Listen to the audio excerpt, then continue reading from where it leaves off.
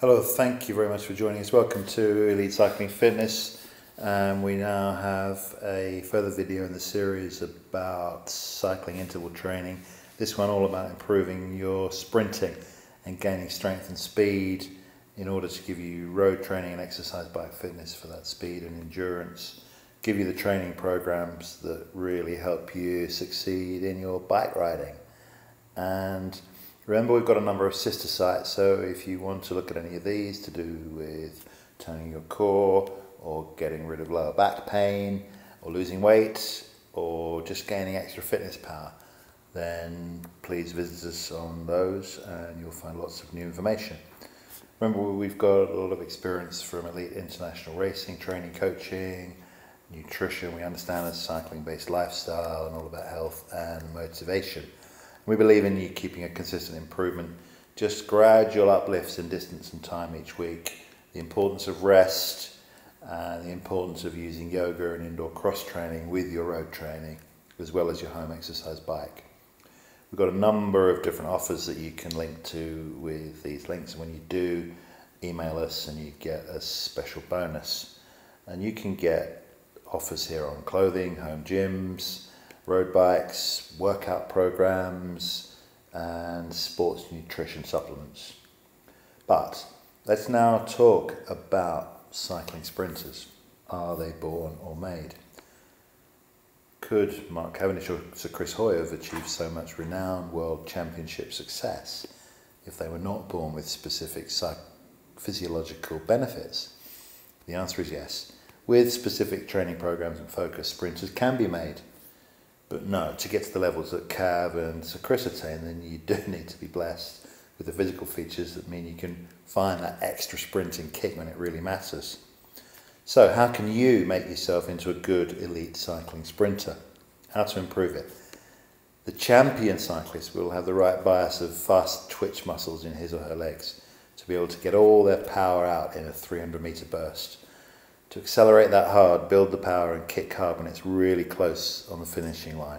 You have to be blessed with this type of muscle composition from birth. How far can you get without such a genetic gift? If you want to be another Cav or Sir Chris, how can you follow a training plan that gets you into a chance of a winning position in the final sprint? How can you improve your cycling sprinting regardless of your allotted quantity of fast twitch muscle fibres? The process is all about simulating the pain of that final effort, making your legs take the pain of sheer intensive effort and to be ready for it even after 3 or 4 hours of racing. It starts in the gym, it concludes in your mind. But most of the development of your sprint training speed comes from the road. So how does it start from the gym? Gym work needs to build your strength throughout your body, but it should not be overdone. Twice a week during the winter, once a week during the spring, as you step up your foundation miles, and perhaps a very light session each week during the summer racing season. Your winter sessions can use heavier weights for bench presses and squats, using the apparatus and equipment under careful qualified direction until you have a safely improving program.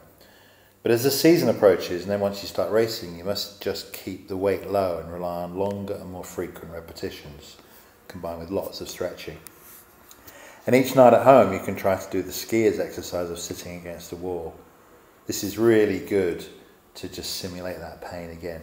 Try to increase the count of seconds that you do this each time, increase a few more each night, and then take the last 20 seconds, lift the balls of your feet up and down.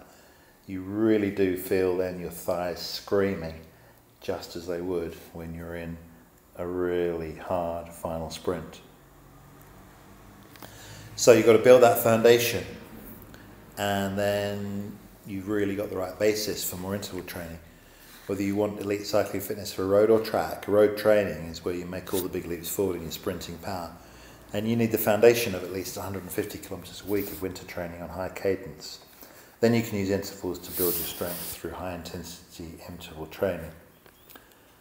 Then 30 to 40 minutes of road intervals on a quiet circuit, sprinting for trees or accelerating out of corners. Then make the final 500 to 600 metre effort absolutely full power in 2 spurts, probably in the gear that you would sprint in on the flat, which is going to be about 53 by 13 for an elite rider, or if you've really got the speed up, then you can obviously drop down to 53 by 12 or 11. Sprinting to close gaps is what it's all about. It's not just at the finish. You still need the sprinting ability during the race. Racing to win road sprints is all about conserving your energy for the sprints that really count. And in an elite road race, you may be called on to make 5 or 6 key efforts to close gaps or join a break. Then 3 to 4 efforts as the attacks ensue all around you in the final kilometres. The more you wait for others to close the gaps, then the more points of energy you have in the tank for the final 500 metres of 2 big efforts. One to get to the front and one to put everything into the last 200 metres. Only you can judge just when to wait if an attack goes. But once you decide to close a gap unaided, treat that like a sprint too. If the riders in a breakaway group up the road are any good, they'll be attacking at an average of at least 45 kilometres an hour.